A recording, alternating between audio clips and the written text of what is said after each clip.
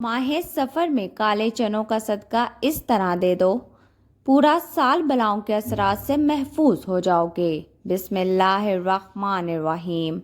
सफ़र के महीने में काले चने लेकर उनका सदका कर दो। हर हाजत ऐसे पूरी हो जाएगी जैसे पूरी होने का हक बनता है।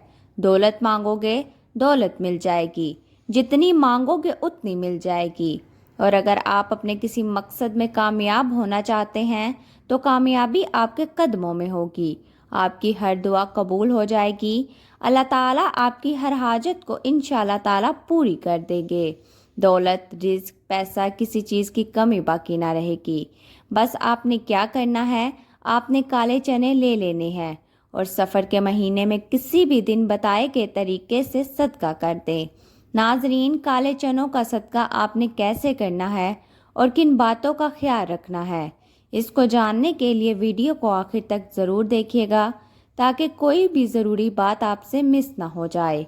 नाजरीन, आपने अपने बड़े बूढ़ों से सफ़र के महीने में काले चनों का सदका करने के बारे में ज़रूर सुन रखा होगा। पहले तो सफ़र के महीने में काले चनों का सदका बहुत ज़्यादा किया जाता था, लेकिन आज भी जो लोग दीन का शौक़ रखते हैं और दीन को समझते हैं, वो सफ़र के महीने में काले चनों का सदका देना कभी नहीं भूलते।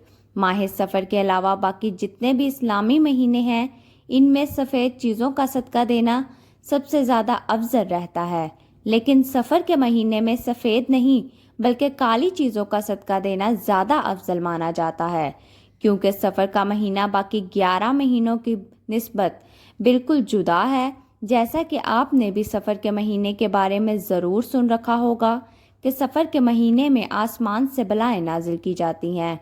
आसमान से नाजिल होने वाली ये बलाएँ जैसे ही ज़मीन पर उतरती हैं तो ये ऐसे लोगों को तलाश करने लगती हैं जिन पर ये आसानी से सवार हो सके।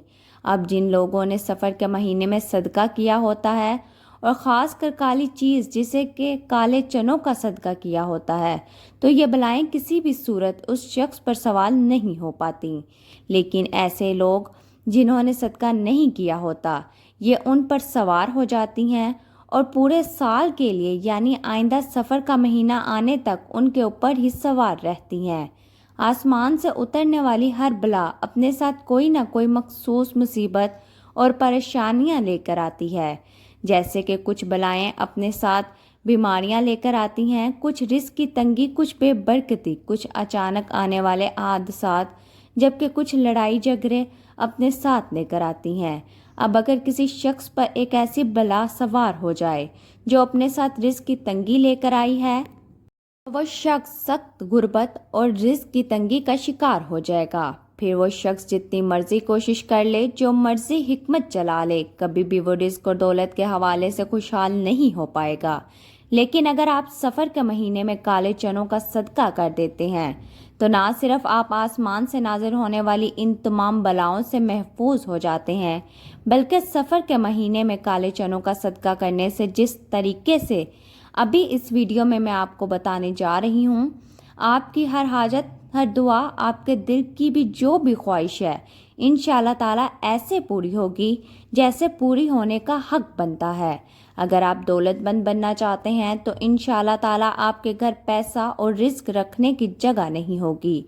आप अपने किसी और मकसद में कामयाब होना चाहते हैं, नज़र बद से भी काफ़ी हद तक महफूज हो जाएंगे। वक्त की नज़ाकत को मद्देनज़र रखते हुए आइए नाजरीन, आज के इस अमल की तरफ चलते हैं। हम आपको बताते हैं कि आज के काले चनों का सदका कैसे देना है और किस बात का आपने ख़ास ख्याल रखना है।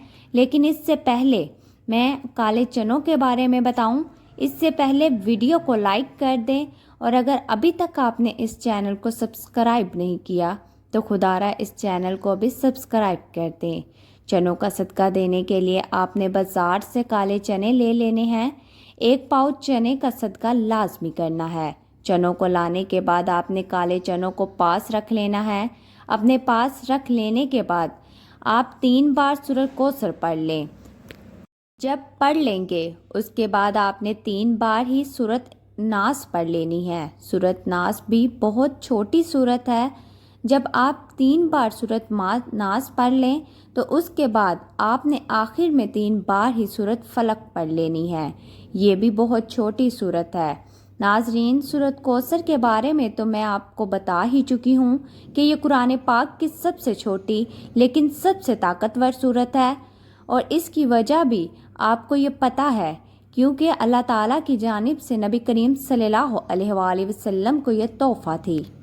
اللہ تعالیٰ نے سورۃ کوثر میں نبی کریم صلی اللہ علیہ وآلہ وسلم کو یہ دلاسا دیا تھا کہ جو لوگ آپ کو ابتر کہہ رہے ہیں، نعوذ باللہ، وہ اصل میں خود ابتر ہیں، اور آپ کا نام رہتی دنیا تک باقی رہے گا۔ اور یہی چیز سورۃ کوثر کو قرآن پاک کی سب سے چھوٹی اور سب سے طاقتور سورت بنا دیتی ہے۔ اسی طرح اگر سورۃ ناس اور سورۃ فلق کی بات کریں تو یہ دونوں بھی بہت چھوٹی چھوٹی صورتیں ہیں لیکن بے حد طاقتور ہیں۔ سورۃ ناس اور سورۃ فلق پڑھنے والا جن اور انسان دونوں کے شر کی حسد سے محفوظ ہو جاتا ہے۔ آسمانی بلائیں اس پر نازل ہونے کا سوچ بھی نہیں سکتی۔ اچانک آنے والی مصیبتوں سے انسان مکمل طور پر محفوظ ہو جاتا ہے۔ تو ناظرین، جب آپ 3 بار سورۃ کوثر، سورۃ فلق اور سورۃ ناس پڑھتے ہیں تو جو آپ کے سامنے چنے رکھے ہوئے ہیں ان کو آپ نے صدقہ کر دینا ہے۔ کالے چنوں کو آپ نے صدقہ کس طریقے سے کرنا ہے یہ بھی نوٹ فرما لیں۔ سب سے پہلی چیز یہ کہ کالے چنوں کو کبھی بھی آپ نے کچا صدقہ نہیں کرنا، یعنی بنا پکائے نہ کسی نے اور نہ ہی آپ نے کالے چنوں کو صدقہ کرنا ہے۔ آپ نے ان کالے چنوں کو پکا کر صدقہ کرنا ہے۔ اب کچھ لوگ کیا کرتے ہیں، وہ کالے چنوں کو صرف ابال لیتے ہیں، اور جب کالے چنے ابل جاتے ہیں، اچھی طرح سے گل جاتے ہیں، تو ان کو گلی محلے یا غریب بچوں میں تقسیم کر دیتے ہیں۔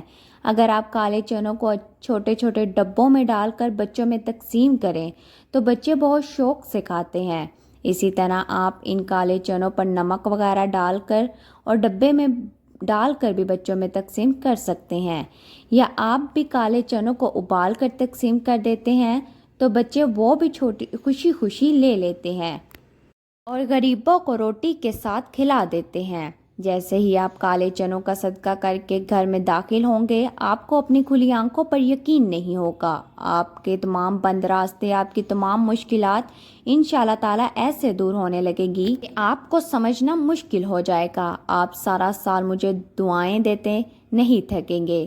آپ کی نسلیں آباد ہو جائیں گی، آپ کی ساری رکاوٹیں ختم ہو جائیں گی انشاءاللہ۔